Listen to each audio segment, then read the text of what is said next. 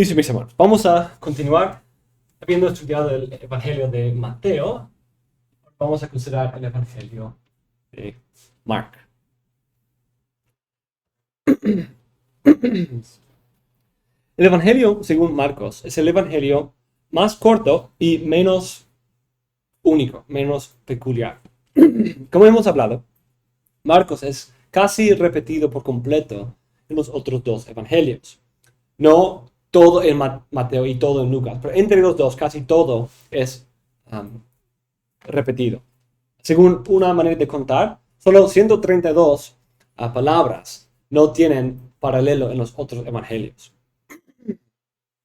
Se podría argumentar que ahora no necesitamos este evangelio, si la mayoría de su contenido se contiene en los otros evangelios.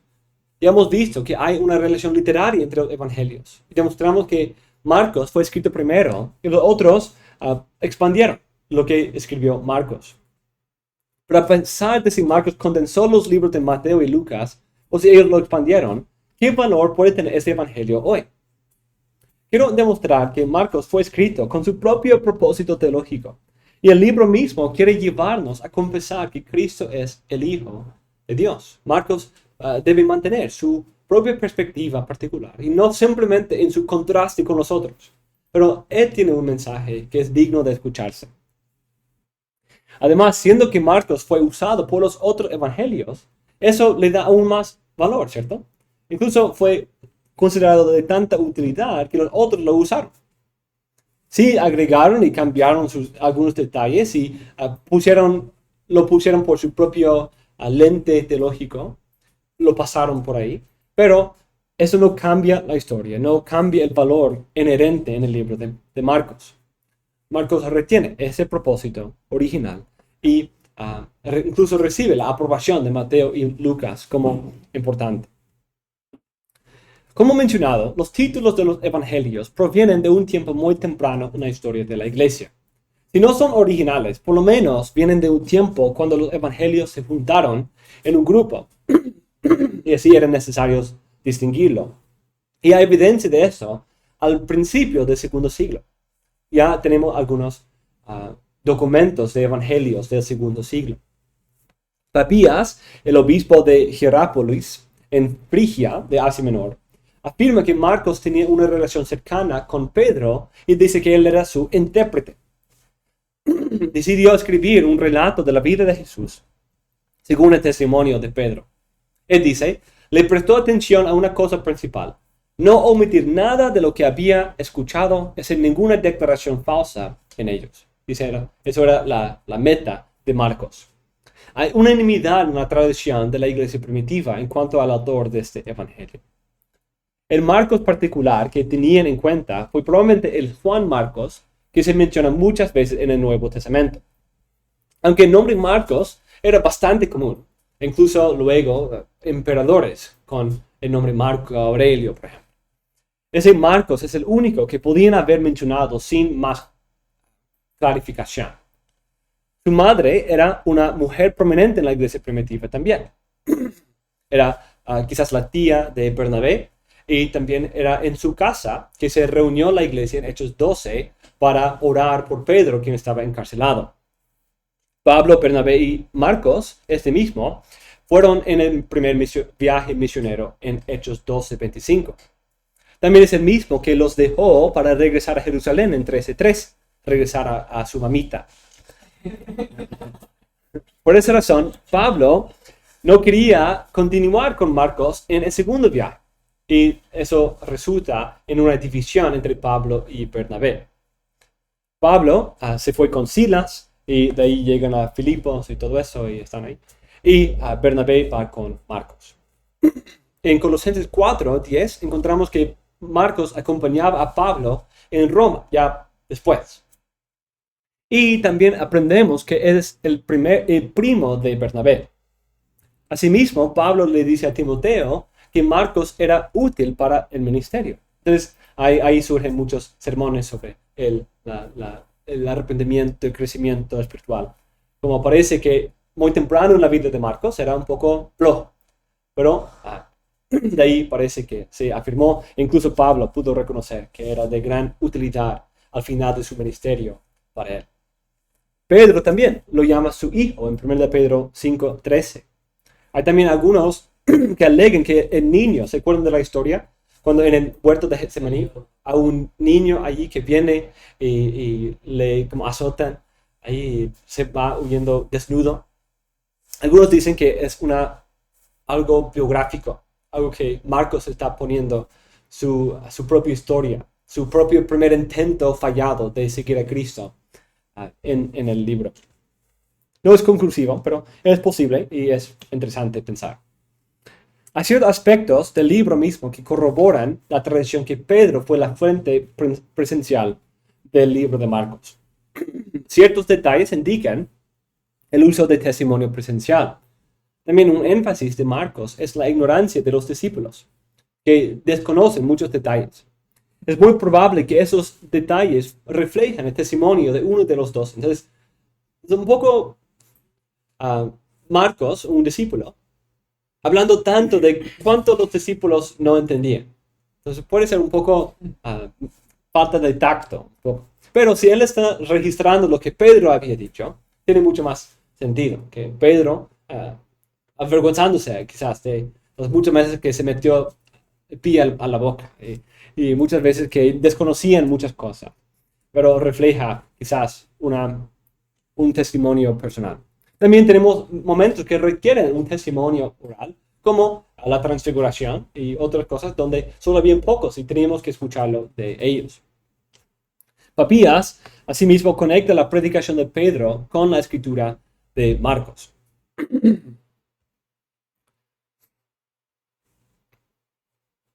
Otros eruditos destacan algunas técnicas literarias que señalan a Pedro en el libro. Por ejemplo, algo que se llama el inclusio de testimonio presencial.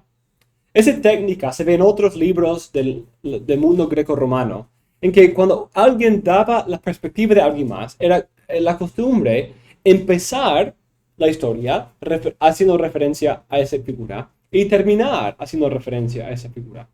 Pedro es el primer discípulo mencionado en el libro y es también el último, en 1:16 hasta 16:7. La segunda es las muchas veces que Marcos menciona a los discípulos como un grupo y de ahí destaca algo específico acerca de Pedro. Entonces, muchas veces hace ese intercambio, los 12 y de ahí Pedro. Entonces eso quizás refleja algo de la perspectiva de Pedro. Esa técnica se ve en 8:32 y 33, 14:37 y 16:7. El Evangelio también a veces habla de los pensamientos de Pedro. ¿Okay? ¿De dónde va a venir esa información? De Pedro, ¿cierto? Asimismo, la referencia a Marcos en 1 Pedro 5:13 corrobora que ellos tenían una buena amistad y tenían una relación. Y él estaba con él ahí en Babilonia o Roma. Aunque la evidencia no es conclusiva, hay suficiente evidencia que deberíamos tener mucho cuidado y duda sobre aquellos que negarían esa tradición. La fecha del libro es difícil de discernir. No hay tradición unánime en ese asunto. Por ejemplo, el prólogo antimarcionita e Ireneo afirman que Marcos escribió después del éxodo de Pedro. Muchos interpretan ese éxodo como su muerte en 65 o 66, o de hecho 64. Y Clemente de Alejandría dice que Pedro todavía estaba vivo cuando escribió su evangelio. Según Eusebio, Clemente deriva esta fecha de Justino y Papías lo confirma. Sin embargo, debido a un detalle en la apología de Justino, algunos dicen que Pedro fue a Roma alrededor del reino de Claudio y tuvo un conflicto con Simón el mago ahí en Roma. Para concordar esta tradición, unos afirman que tal vez el éxodo de Ireneo es la salida de Roma bajo Claudio, cuando él había ido ahí, pero bajo Claudio había un decreto que echaba fuera a todos los cristianos y judíos de Roma. Si Ireneo tiene razón y se refiere a su muerte, el libro fecha al final de la década 60.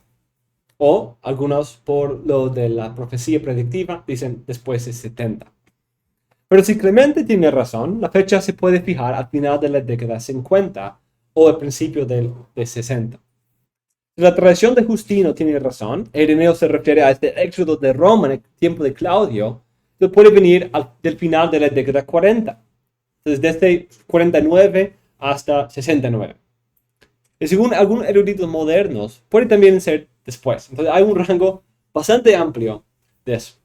Otra evidencia que ayuda es la respuesta al problema sinóptico y la fecha que dimos para Hechos. Si Hechos realmente viene de 63 y si Lucas usa Marcos, tiene que ser escrito antes de eso.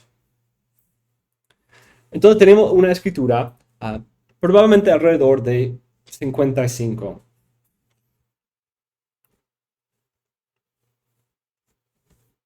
De 55. El gran consenso en cuanto al destino de Marcos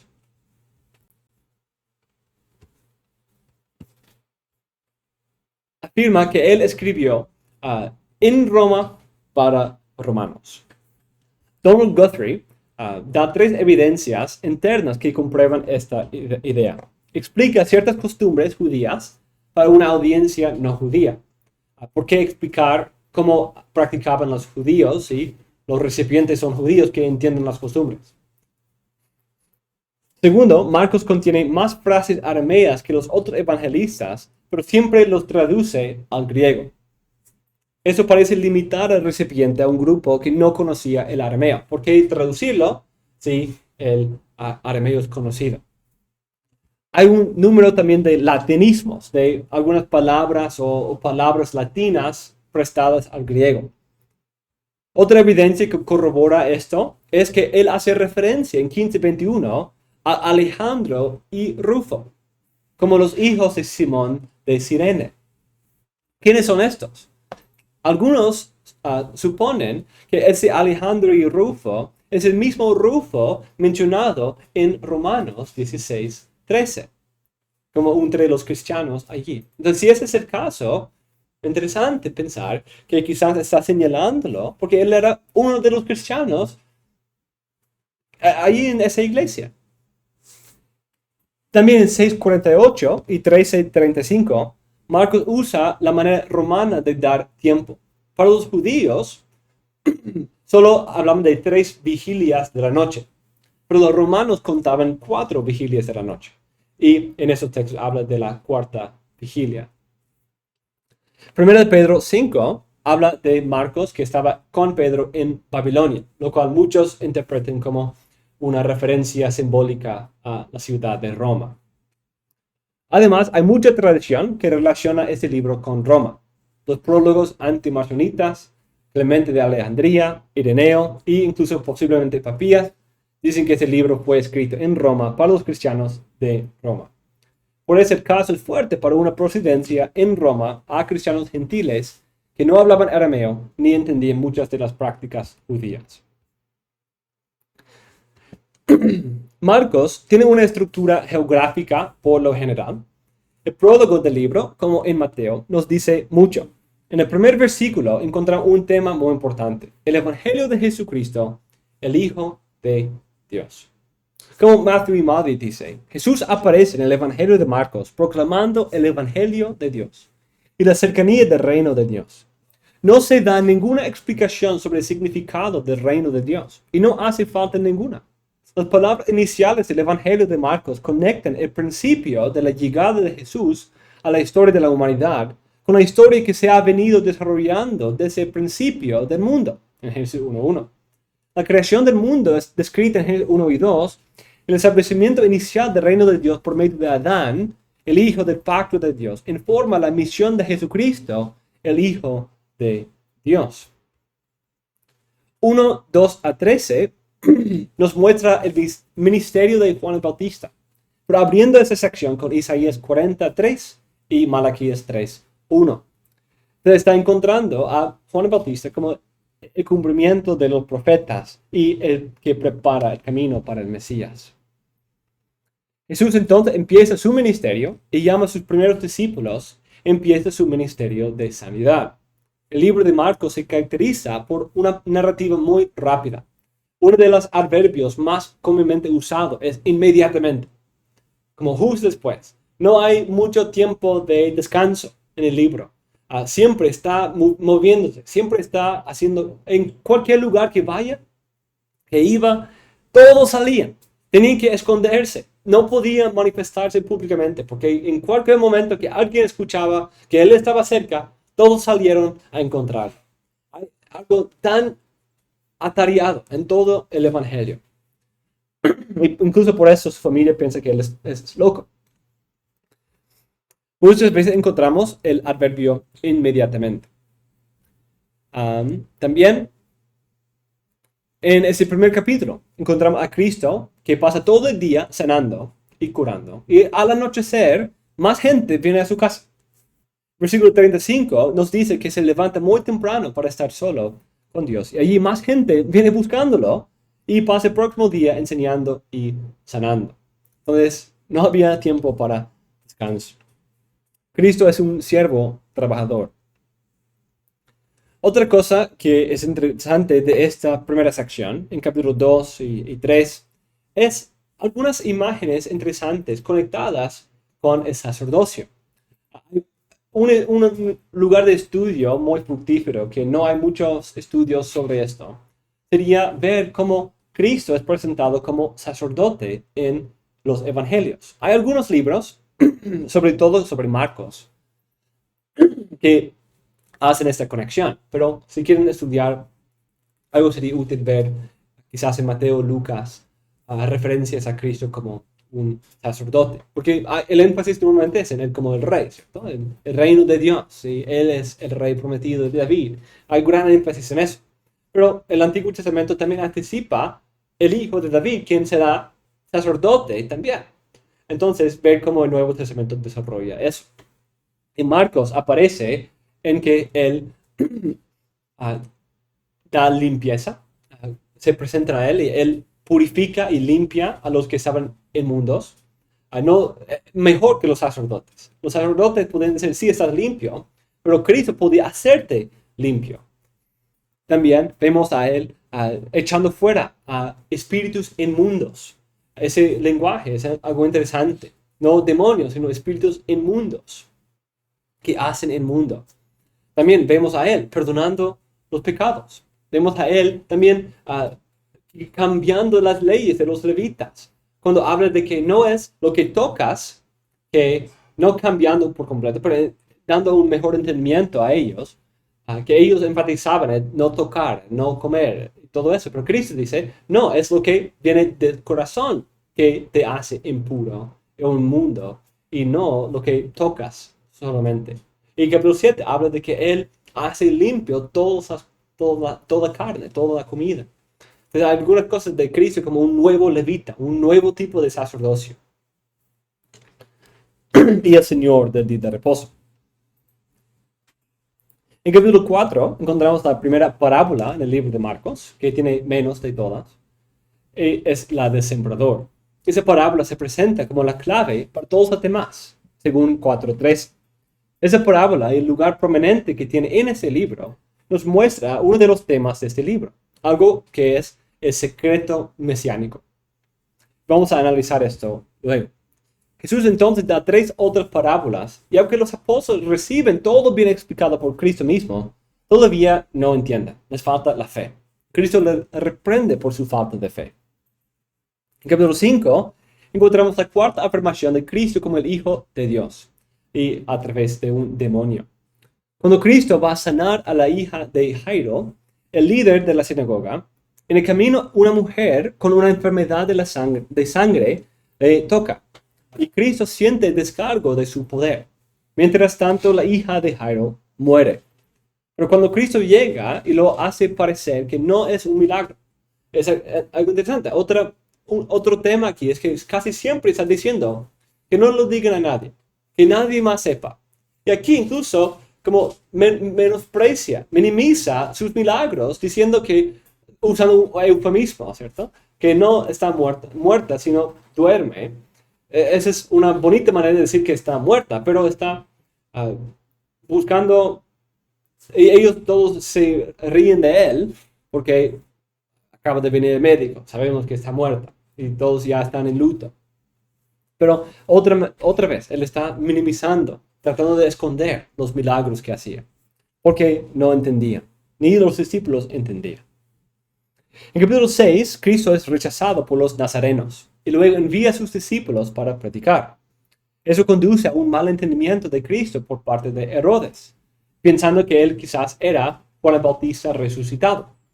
Y eso da lugar a que de ahí Marcos introduce el relato de la muerte de Juan el Bautista. Y termina el capítulo con la historia de la alimentación de los 5,000 y el andar sobre el agua. Y otra vez les falta la fe y el entendimiento. Capítulo 7 demuestra el conflicto entre Cristo y la tradición de los judíos. Y Cristo abroga las leyes de la comida. En capítulo 8, Cristo alimenta a los 4,000 y los fariseos exigen una señal, pero no la reciben. Cristo entonces les advierte de la levadura de los fariseos, pero no entienden otra vez. Cristo está negando las expectativas de los fariseos. Ellos no entienden el Mesías ni las Escrituras, pero Cristo les advierte de su doctrina. Pero ya no se dan cuenta de la naturaleza verdadera del Mesías. Como en Mateo, la confesión de Pedro es clave que viene aquí. Y es parte de este tema. Por fin, ellos entienden, pero ¿cómo? Porque les fue revelado. Produjo fruto en ellos. En Mateo dice, respondiendo Simón Pedro, dijo, tú eres el Cristo, el Hijo de Dios viviente. 16:16. Respondiendo Pedro, le dijo, tú eres el Cristo. 8:29. Y en Lucas 9:20, entonces respondiendo Pedro, dijo, el Cristo de Dios. Entonces, Mateo tiene el más expandido y Marcos tiene, de hecho, es el más sencillo. Tú eres el Cristo, el más sencillo de todos. Es la misma idea básica en cada pasaje, pero Marcos es menos explícito que los otros. Después, Cristo les dice que no lo digan a nadie. Otra vez, ese secreto. La razón parece ser porque no entienden exactamente lo que significa ser el Mesías. ¿Qué significa ser Mesías? Lo dijo bien, pero quizás su concepto todavía seguía errado.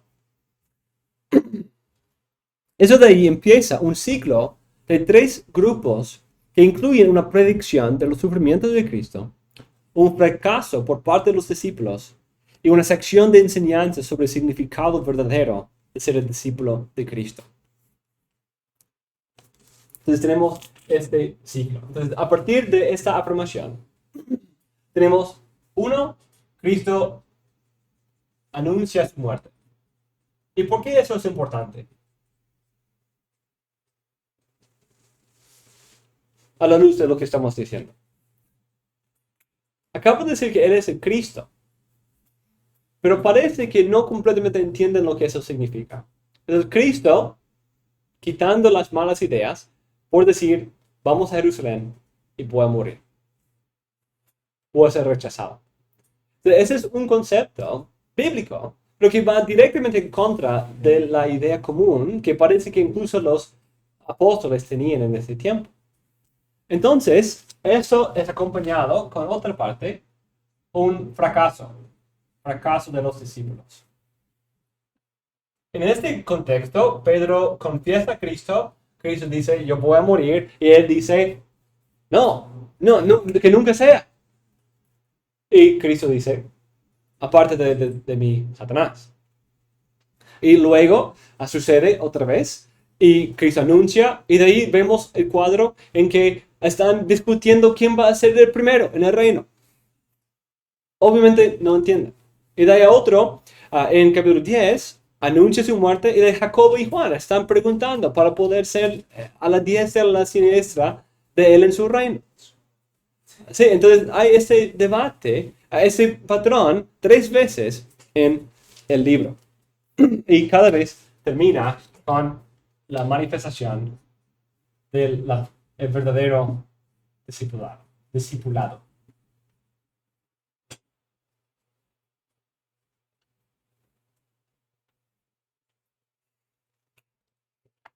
Parece que los discípulos tenían el mismo error. Se habían contaminado con la levadura de los fariseos. Ellos esperaban un líder político que salvara al pueblo de los romanos. Por eso reprenden a Cristo por predecir su muerte y padecimiento. Discuten sobre quién será el mayor en el reino y busquen poder sentarse en la diestra de Cristo en su reino. Pero Cristo les enseña que su trabajo como el Cristo es morir y padecer. Y solo después de servir y morir puede recibir la gloria. Eso también es el patrón del discipulado. No es buscar ser el primero y el mayor, sino es buscar como Cristo, no venir para ser servido, sino para servir. Incluso para padecer por el nombre de Cristo. En medio de eso encontramos la transfiguración y la quinta afirmación de que Cristo es el Hijo de Dios, en la boca de Dios mismo, desde los cielos. Dios dice que escuchen a la enseñanza de Cristo. En un sentido, deja sus propias ideas y escucha. Ya 3 veces le ha anunciado. Escucha.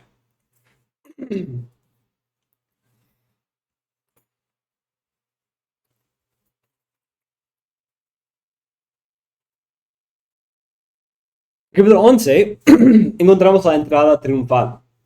Y luego encontramos la maldición de la higuera, que es parte de ese conflicto con Israel, en que señala el rechazamiento de Israel.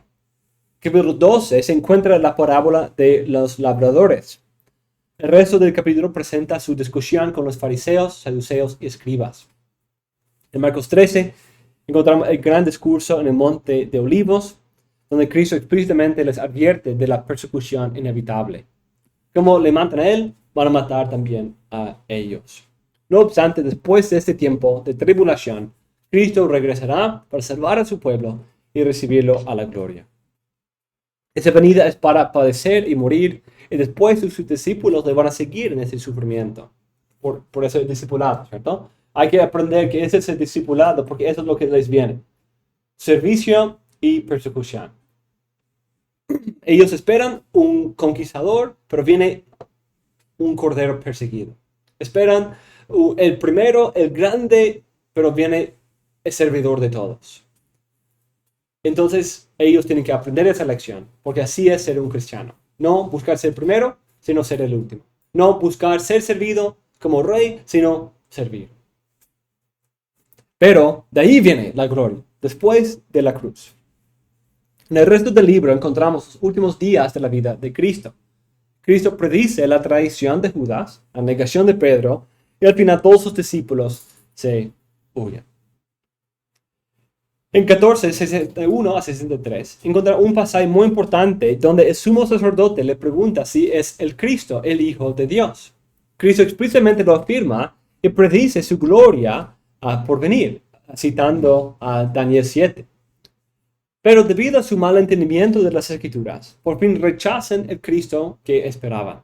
Qué triste, ¿cierto? Daniel 7 y 9, que habían rechazado al mismo Mesías que habían esperado. En su negación, Pedro también afirma que realmente no entienden el significado de quién es este hombre. Y al final Cristo fallece y las palabras claves se encuentran en la boca de un centurión romano. El único hombre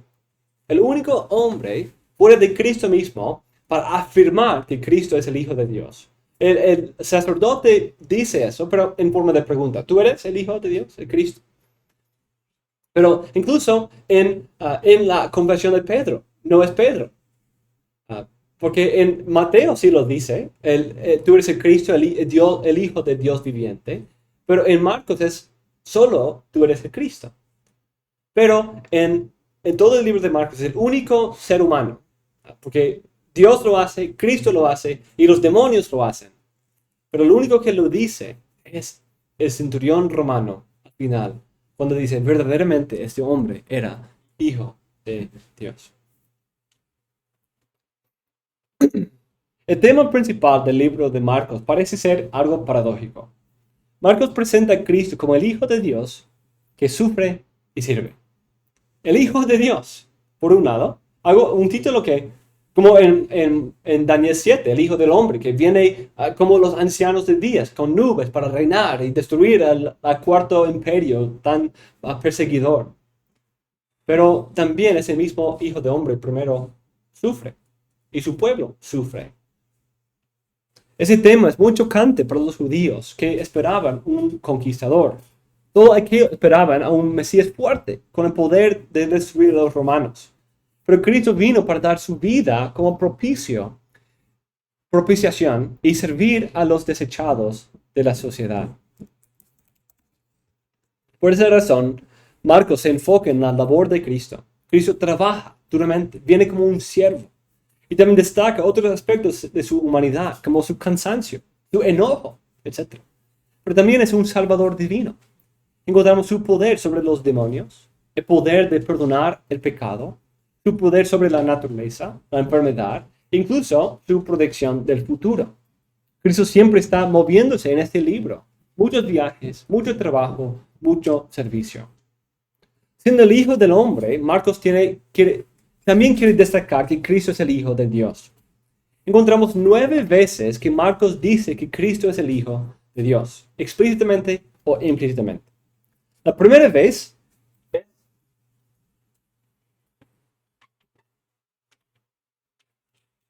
1:1 y es Marcos, el autor. El principio del Evangelio de Cristo, el Hijo de Dios. De ahí, en 1:11, Dios, en el bautismo. Dice, ese es mi Hijo amado. Pues, los demonios. De hecho, los demonios lo hacen más que cualquier otra figura. En la parábola de los labradores, Cristo implica que Dios envió a su Hijo. Salté uno. Otra vez en 5:7, demonios. Y de ahí en 9:7, Dios en la transfiguración. Y de ahí tenemos 12:6, Cristo, cuando él relata esa parábola y el Padre envía a su Hijo en último lugar. Y de ahí en el discurso de Monte de Olivos, Cristo se llama el Hijo del Padre en 13:32. Cristo de nuevo. De ahí en Caifás le pregunta si él es el Hijo de Dios. En 14:61-63. Caifás. Y de ahí en último lugar, aquí es 61. Es el centurión. En 39.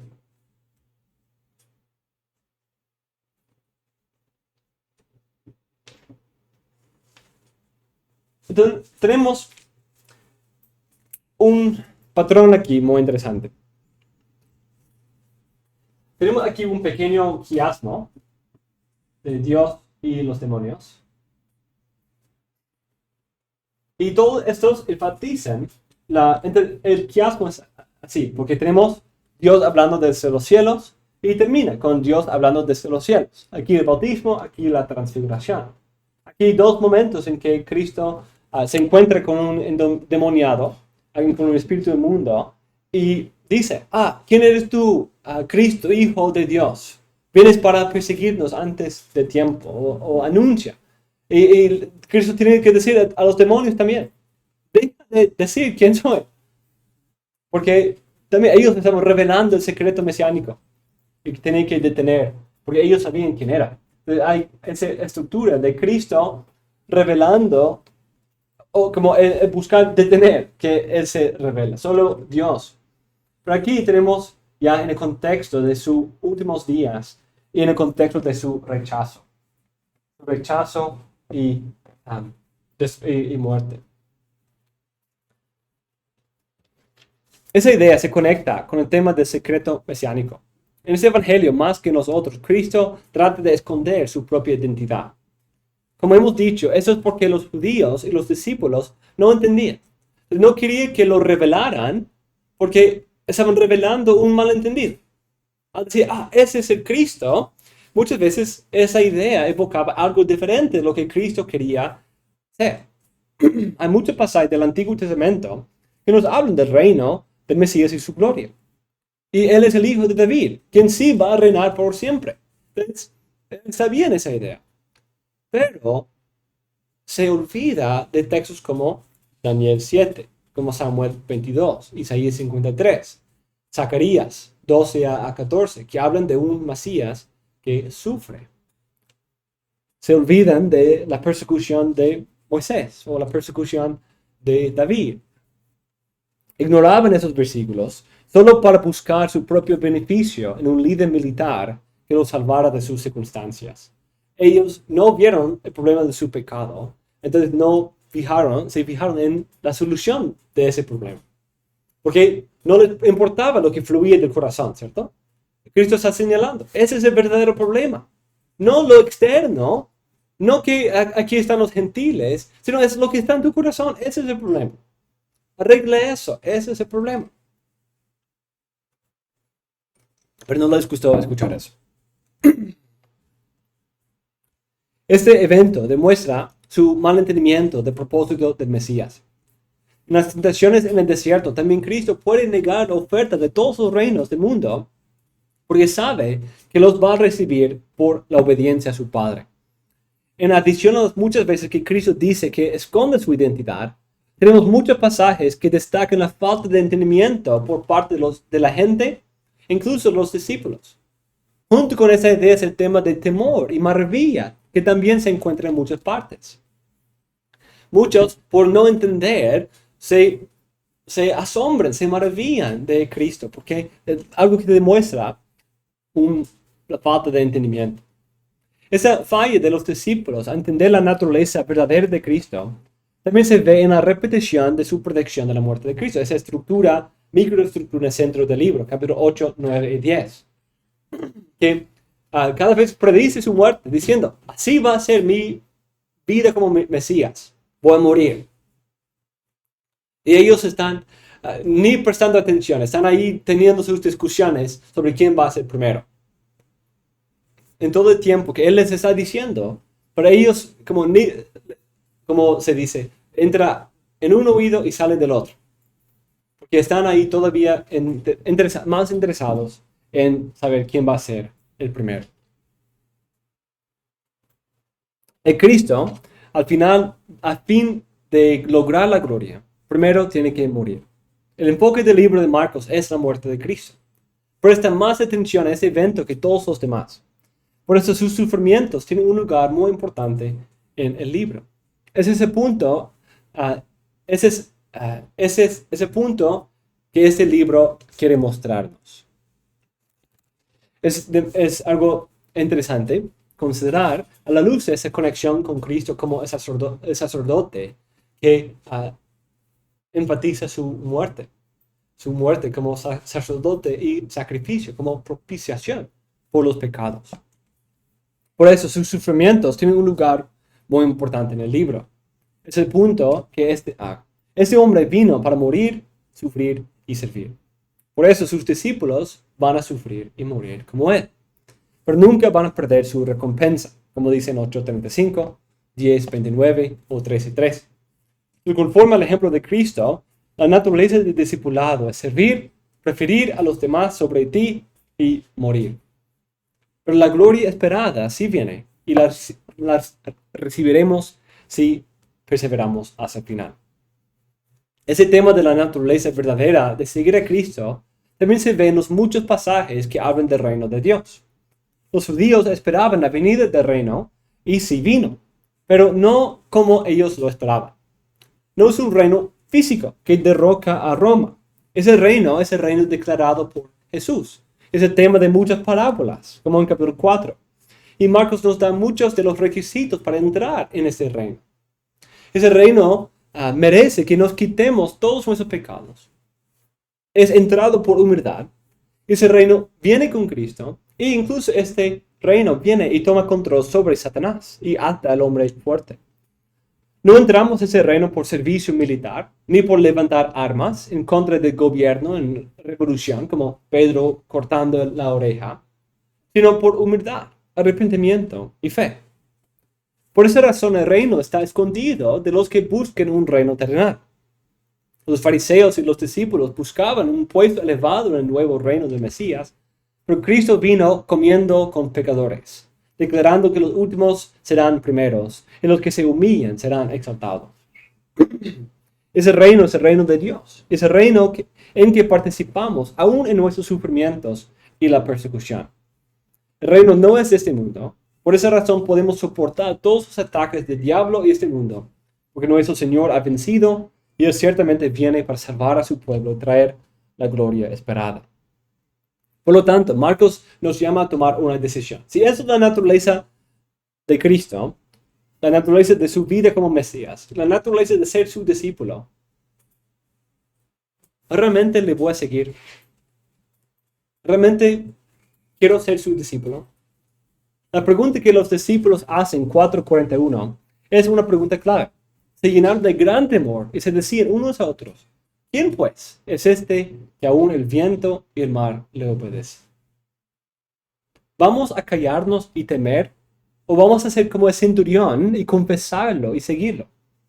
A ver la naturaleza verdadera de este Mesías, ¿ya lo queremos? ¿O queremos rechazarlo porque no es lo que esperábamos? Esas son muchas de las preguntas que surgen del libro. Si Cristo no es conforme exactamente a lo que yo esperaba, y ser cristiano no es de prosperidad y salud y de bendiciones terrenales, pero una vida de servicio y humildad, de trabajo. ¿Estoy dispuesto a sufrir eso para obtener la recompensa futura? ¿O estoy como los discípulos, los fariseos, los judíos, que buscaban la recompensa de la gloria del hombre ahora? Y de tener un puesto elevado sobre mis enemigos y de conquistar a Roma. Estoy buscando la humildad y la fe. Ese punto es muy importante, especialmente en el día de hoy. A la luz del Evangelio de la salud y la prosperidad, se olviden de que Cristo es el Mesías que sufre, el Hijo de Dios que sirve y padece, y que el discípulo no es mayor a su maestro. ¿Vamos a seguirlo y confesarlo, o vamos a dejarlo como los judíos? El temor, el mal entendimiento, la maravilla caracterizan el ministerio de Cristo. Pero Marcos quiere que entendamos la verdad y que le sigamos fielmente hasta la muerte. Y que no tengamos pena, incluso en medio de su rechazo. Decir verdaderamente, ese es el Hijo de Dios. Entonces, eso en cuanto al libro como tal. Pero otra pregunta importante que debemos hacer acerca del libro de Marcos es: ¿qué versión del libro de Marcos? El libro de Marcos contiene una de las variantes más importantes de todo el Nuevo Testamento. Hay solo 2 pasajes que contienen una lectura variante de más de 2 versículos. Marcos 16, 9 a 20 y Juan 7, 53 a 8, 11. Esas 2 variantes contienen 12 versículos. Debemos considerar este ejemplo de crítica textual y vamos a analizarlo conforme a nuestro método que señalamos anteriormente. La evidencia extrínseca de los manuscritos, la evidencia intrínseca y lo que es más probable, que el autor lo haya escrito o no, o un escriba sí o no. La probabilidad del escriba y la probabilidad del autor.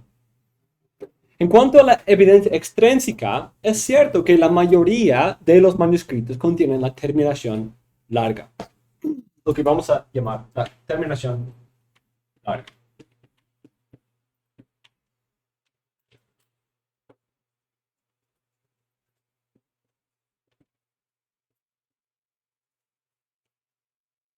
Tal vez más de 95%, de hecho.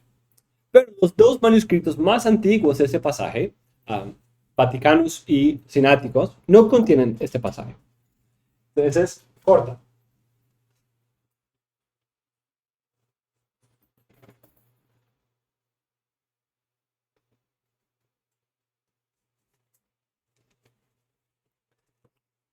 Esos textos vienen del siglo IV, pero sus ancestros vienen del siglo II probablemente. Y cuando están de acuerdo, tienen un peso muy importante. No hay papiros del libro de Marcos, no hay libros más antiguos. En adición a estos manuscritos, muchos otros, el Códice 304 del siglo XII, el manuscrito siriaco de Sinaí del siglo IV, alrededor de 100 manuscritos armenianos que vienen del siglo V y los dos manuscritos georgianos más antiguos y varios otros también no lo tienen. En adición a esos manuscritos, hay otros que contienen la terminación larga, pero muestra algún tipo de duda, que señalen que conocen que es una variante. Algunos ponen un comentario, otros ponen un asterisco, señalando que están conscientes de una variante. Otros de los manuscritos entre las versiones contienen una marca así, alguna marca en el margen que indica el conocimiento de otra opción.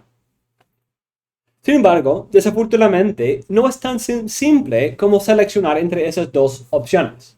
Si está ahí o no. Es más complicado que eso. Hay más opciones. Un manuscrito que se llama K, es un manuscrito latino que viene de alrededor del siglo V después de Cristo. Tiene una terminación que se llama la terminación intermedia.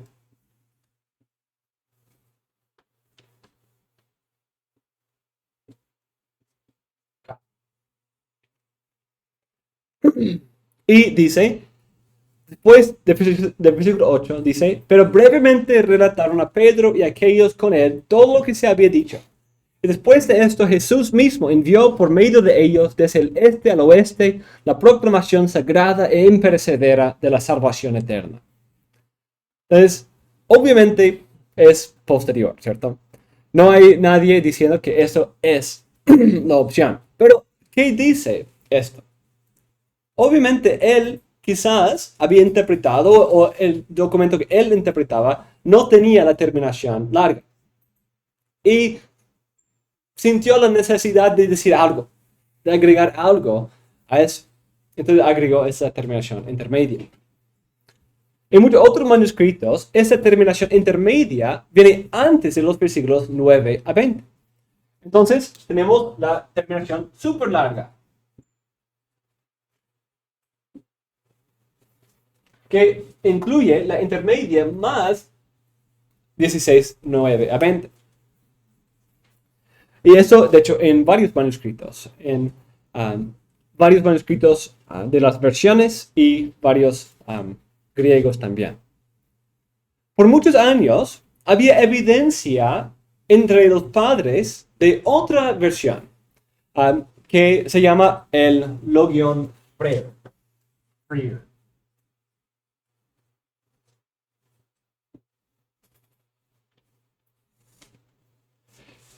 Pero desde antes de 1906, cuando se encontró un manuscrito que lo contenía, habíamos escuchado de Jerónimo de esta apariencia, de esa frase que es interpretada entre versículos 14 y 15.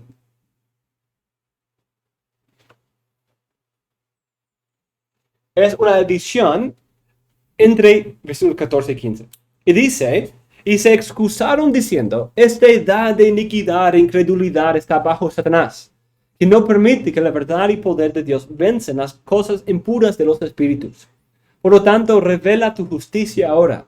Así le dijeron a Cristo, y Cristo les respondió, el número de los años de poder de Satanás se ha cumplido, pero otras cosas terribles se acercan. En cuanto a aquellos que han pecado, los entrego a la muerte, para que se vuelvan a la verdad y dejen de pecar a fin de heredar la gloria espiritual e incorruptible de la justicia que está en los cielos. Ese es el súper largo, extra súper largo. Entonces tenemos estas varias opciones. La terminación larga, la terminación corta, una terminación intermedia, la terminación súper larga que tiene la intermedia más la larga, y esta de Logion Freer que ahora solo se encuentra en el manuscrito W, pero según Jerónimo existían otros en su tiempo, y W es washingtoniano, está en Washington DC, por eso se llama así. Y se llama el Logion Freer.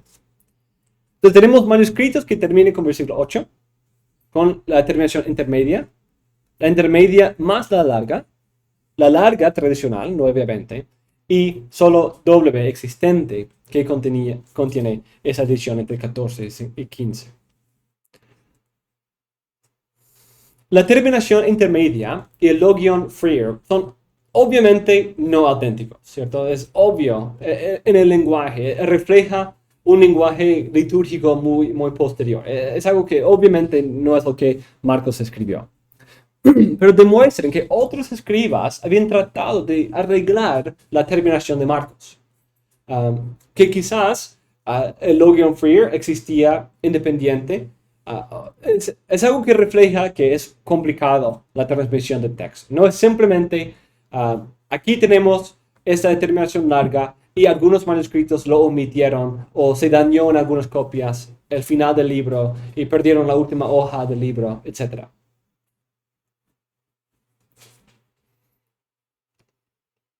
Entonces demuestra que varios escribas tuvieron un problema con el libro terminando en versículo 8 y agregaron algo.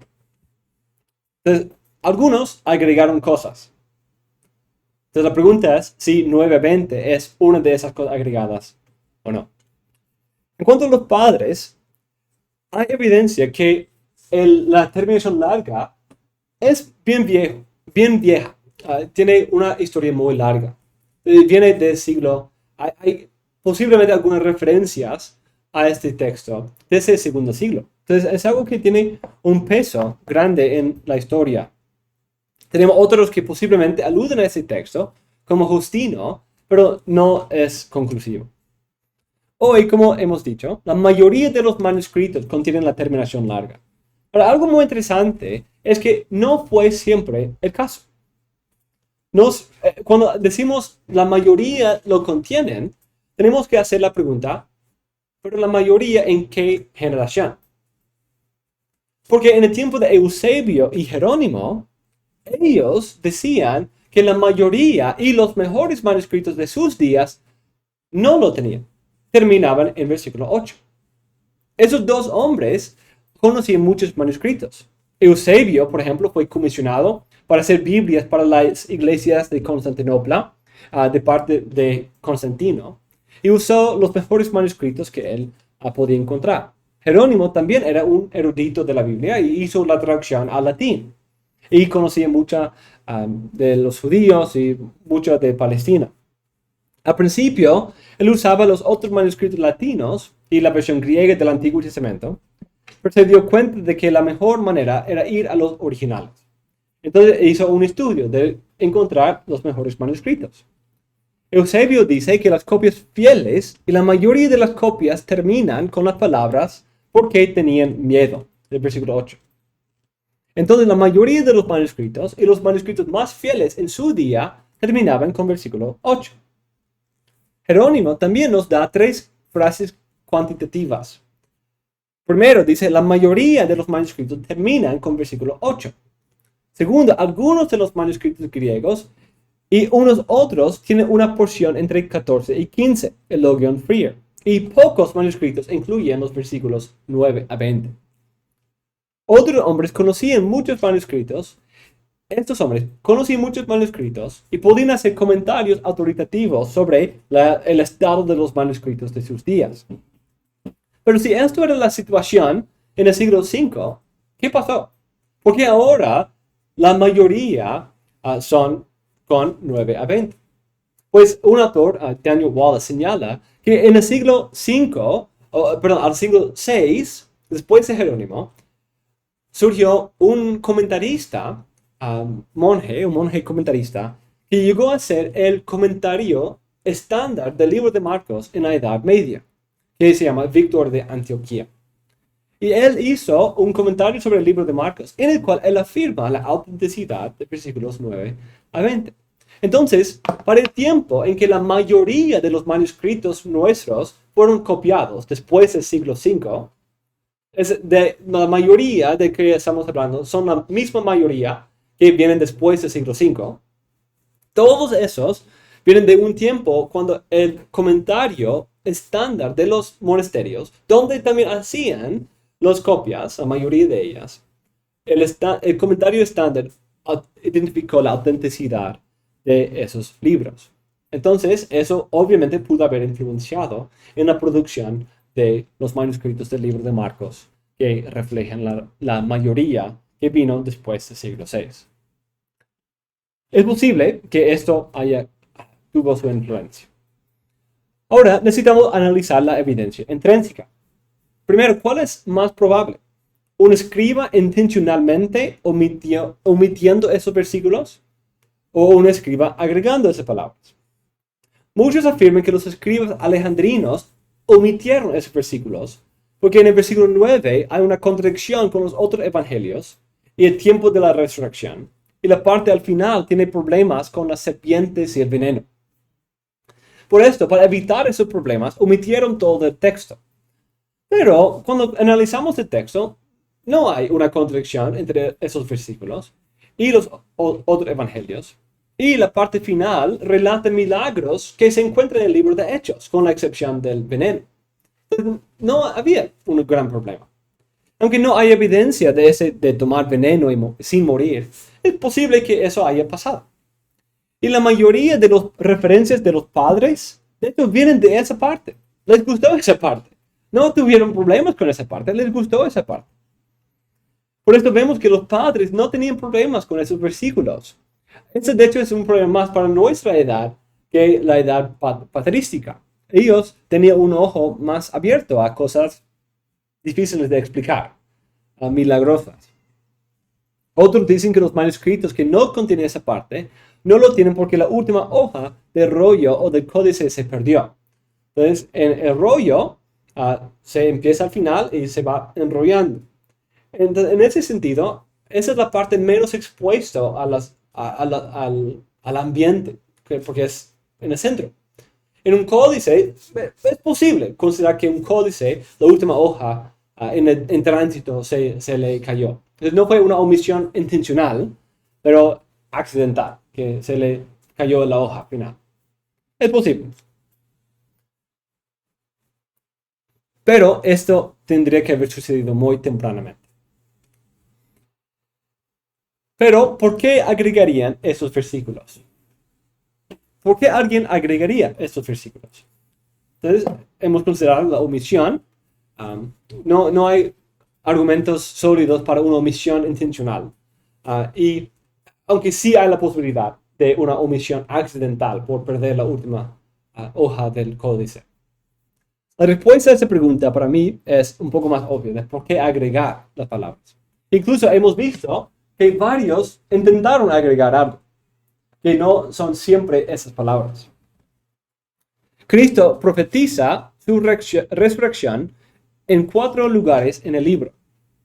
El libro afirma el hecho de la resurrección, pero no vemos a Cristo después de la resurrección si el libro termina con 8. No hay una apariencia de Cristo después de su resurrección. Por esto es muy probable que un escriba agregue estos versículos para arreglar algo que parece ser una terminación abrupta y un hueco en la historia. También el versículo 8 termina con las mujeres con miedo y no diciendo nada a nadie. Un lugar un poco extraño donde terminar. Si el libro termina con el versículo 8, asumiendo la prioridad de Marcos, eso podría usarse para explicar los detalles diferentes de los relatos de la resurrección en Mateo y Lucas. Mateo y Lucas incluso agregaron a la resurrección. Ellos hicieron su propio cambio al final de Marcos. Si es el caso. Ellos también alteraron la forma final de Marcos. En ese sentido, las partes más peculiares en esos libros son las partes que no tienen paralelo en Marcos, el nacimiento y post-resurrección. Un evangelio sin una apariencia de Cristo después de la resurrección es una buena razón por la cual un escriba agregaría esos versículos. Y parece que esto es el caso. El escriba combina detalles de todos los otros evangelios. De hecho, 9 a 20 tiene muchos paralelos con Juan en 9 a 11, Lucas en 12 a 13, Mateo en 14 a 18 y versículos 19 y 20 de las serpientes y todo eso. Es muy parecido a eventos en el libro de Hechos. Ahora hay que analizar la probabilidad del autor. ¿Qué hizo Marcos? Algunos eruditos alegan que Marcos escribió versículos 9 a 20 después del resto del libro como un apéndice. Algunos dicen que Marcos quería escribir otro tomo como Hechos, pero no podía por alguna razón, entonces simplemente agregó esa parte. Otros alegan que la terminación original se perdió, pero si analizamos el contenido de los últimos versículos, parece no caber con el resto del libro. Por ejemplo, versículo 9 tiene un cambio inesperado de sujeto y reintroduce el personaje María Magdalena. Y hay muchas palabras que solo ocurren en esta parte del libro. También hay muchas palabras que Marcos normalmente usa en muchas otras partes que no ocurren aquí. Pero pueden destacar otros pasajes donde Marcos usa lenguaje único. Usa palabras que solo ocurren ahí. O otros lugares donde no usan sus frases clave. Pero el autor Daniel Wallace y otros señalan que no hay otro texto donde todos esos mismos problemas suceden en el mismo pasaje. Solo aquí sucede que hay tantos cambios de lenguaje, tantas diferencias lingüísticas en un solo párrafo. Y un solo párrafo donde ya hay problemas de la evidencia de los manuscritos también. Una pregunta crucial es ¿por qué terminar el Evangelio en versículo 8? Si eso es lo que Marcos hizo.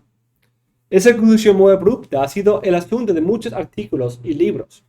Pero encontramos otros libros que terminan abruptamente en la Biblia también. Por ejemplo, Hechos termina sin resolución, ¿cierto? Estamos todavía viendo a Pablo en encarcelamiento. ¿Qué pasa con su juicio? Él se presentó delante de César. ¿Qué pasó? No responde todas las preguntas. También el versículo 8 termina con una conjunción. Eso es muy raro. Termina con una palabra positivo o pospuesta, gar. Entonces, gramáticamente puede suceder, ¿no? Porque no puede empezar la cláusula. Tiene que terminar. O tiene que venir el segundo. Y una cláusula de 2 palabras o 3 palabras puede ser al final. Y de hecho, se han señalado otros libros donde eso sucede. Pero ¿por qué? ¿Y por qué terminar con el temor de las mujeres? Pero a la luz de lo que hemos visto en el resto del libro, quizás esto sirve el propósito de Marcos. Como hemos destacado, Marcos quiere que tomemos una decisión. ¿Quién es Cristo? ¿Vamos a seguirlo o no? ¿Vamos a decir que somos suyos e identificarnos con Él? ¿Vamos a anunciar que Él es el Hijo de Dios? ¿O vamos a quedarnos en este estado de miedo y asusto? Es posible que Marcos quería terminar su evangelio así para enfatizar su tema del miedo de la gente y la identidad verdadera de Cristo. ¿Vamos a responder con miedo como muchos? ¿O vamos a confesarlo y declararlo? Un aspecto importante del libro es la confesión de Cristo. Pero este libro termina con el temor del pueblo y su silencio. ¿Vamos a seguir su ejemplo o ser como el centurión? En un sentido, ser como el centurión, quien dijo verdaderamente es el Hijo de Dios. Y hablando en Roma, a romanos, es algo quizás retórico también. Tenemos que morir a nosotros mismos y seguirlo. Necesitamos examinar nuestras opiniones de lo que significa ser de Cristo y confesarlo y someternos a Él, el Rey del reino eterno sobre los cielos y la tierra. Entonces, esos son algunos de los argumentos que se usan en este contexto. Personalmente, creo que la terminación corta es la original, pero no tienen que estar de acuerdo conmigo en eso. Es todavía muy complicado la situación. Entonces,